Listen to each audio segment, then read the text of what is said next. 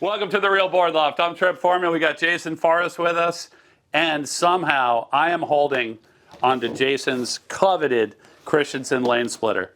Can I have it back, please? Can you No. bring it back over here? So, Jason, let's talk about where you have surfed this board. I know you've surfed it in the ocean, but what oceans? I've ridden it in the ocean. Okay. The Atlantic and the Pacific. Okay. So yeah, I've surfed this board here on the Outer Banks the most, of course. But I did take it on our trip to Fiji in the fall. Okay. So I rode it, small, fun, cloud break. And then the trip we did to Puerto Rico, I took it there as well and got a couple sessions on it there. So yeah, I've gotten this board in a lot of different ways and a lot of different conditions. Awesome. And let's go height and weight on you, and then we're going to dig into the dimensions on this board. Yeah, I'm 5'8", 155, 160 pounds. All right. Yeah. And the dimensions on this board, it looks like dull pencil Friday. 5'6", 19 and 5/8, Yep. 2.5. 5'6". 5'6". 5'6". 5'6", and it's got the Futures Christenson twin fins, not the keels. These are the more upright versions in it, and dedicated twin fin, no trailer. No trailer. Were you afraid because it was a twin fin? Did you have any like twin fin like anxiety, like that Not you were really, going to no. slide out or anything like that? Yeah, Because those twin fins, they're slidey. Yeah, I did have some anxiety for sure, but I was really excited about trying it. But I didn't really have like anxiety. You know, I knew what I was getting into. I like twin fins. I have a couple other ones, so I was excited to try it. I'll let you hold it. Oh, thank you. You're welcome. Bring it back over here. I'm good like that. Yeah. But yeah, I mean, from the very first session, like the first session, the first wave, I was here I got it last February. 5 mil boots, gloves, first session, first wave, backhand, first wave, drop in, probably one of the best top turns I've ever done in my life. Nice. Like not on film, nothing. And I was like, oh my gosh, I think everything just changed. Like that's what this board did for me. And it's kind of changed the way I look at all my boards, all my sessions, all my quiver, and just twin fin. So fast. So this is your first Christensen, right? Have you had a Christensen before this? I know you like have surfed since this, like Mike and Ott and some other boards. I've never had one in my possession, but I've ridden a bunch of them. Okay. Mike and Ott, Huntsman, I think. Yeah. What other ones? That might be it. Yeah. I think I had that Huntsman when I hurt my back that winter. Yeah. So tell us about, now there's a variety of twin fins that are out there, right? I mean, there's old school fish twin fins, there's new modern channel bottom twin fins, there's like a performance twin fin like the Lane Splitter. Tell me the difference that you feel in this board versus like your standard shortboard. For me, the speed is the thing I noticed the most. I felt like this was what I would refer to as like friction-free surfing. Okay. Like it just felt so fast.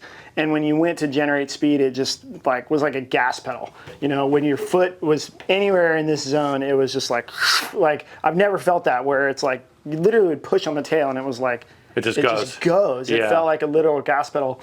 And then I felt like it's still a twin fin, right? Like I mean, if you're cranking a turn, you can tell that there's only two fins, but the harder you push on it, the more it holds, and the balance of freedom and grip and drive works together in unison. Right. You know what I mean? Like it's hard to explain that it's different than surfing a thruster or a quad.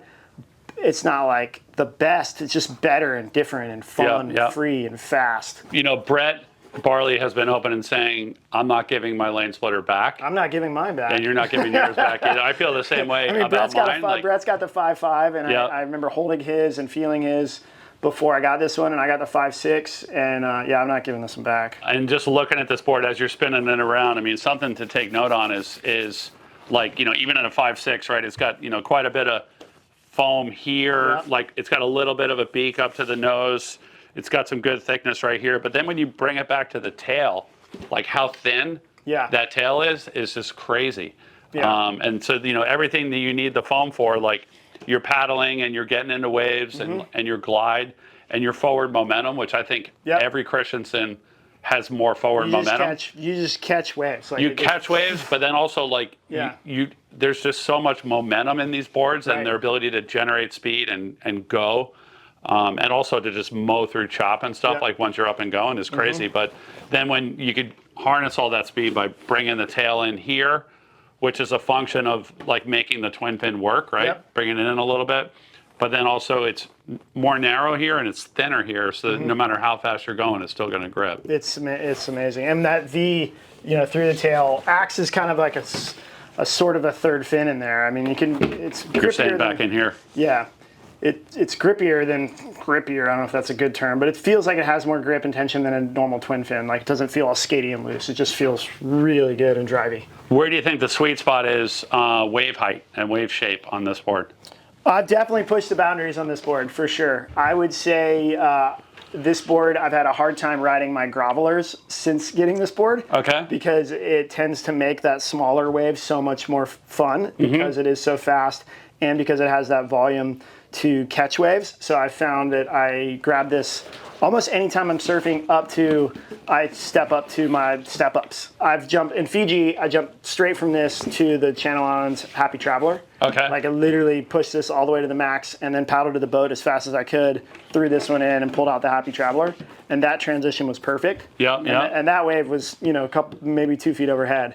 I didn't make a couple on this one, and then I went and had more success. Here at home, I've ridden it in, shoulder to head high and overhead waves. Okay. Really, really a lot of different variety conditions. What about accessibility? So surfers that are not as good as you, like who's gonna, like, where's like the ability level, like where they can start having fun on this board? I think anybody can have fun on this board because that person at that, beginner to intermediate ability level is gonna be riding in waves, in waist to shoulder high, and all this foam in the front, that forward momentum are all things that beginner to intermediate surfers want and advanced surfers like as well. As a beginner to intermediate, you might not be able to harness like the really awesome components of this board of like the speed, the pump, the drive, and the release and the turns. But as you progress, you would start to figure those things out. Yeah. So a beginner to intermediate gets the right size, is going to catch waves and ride waves, and that friction free. Be careful, you might just get addicted to it. Yeah. And then, if there was a few sessions where I jumped from this to my step ups and it felt like I was dragging the anchor. You go to do that first turn, like, oh my gosh. It's a lot slower. It's a lot slower, but those boards have their advantages. Right. And again, like at those lower ability levels, like wide point forward, a board that builds momentum, a board that carries momentum, and a board that's fast, right? To make up for mistakes. Yes. Is all going to be on their side for sure. Yeah. And anytime if you have excess speed, that's a good thing. I want to be controlling speed rather than trying to generate it all the time. Right. And that's where this board really came in. Awesome. Well, hey, Jason, thank you so much for joining us and sharing your thoughts on the Christenson Lane Splitter. If any of the viewers out there have any questions on the Christenson Lane Splitter or any of the other boards that Christenson makes, or would like to place an order for one, either stock or custom, you can always reach us at the shop, 252-987-6000, or look us up online, realwatersports.com/surfing. Thanks for tuning in. Can I have it back? You can have it back. Okay, thanks.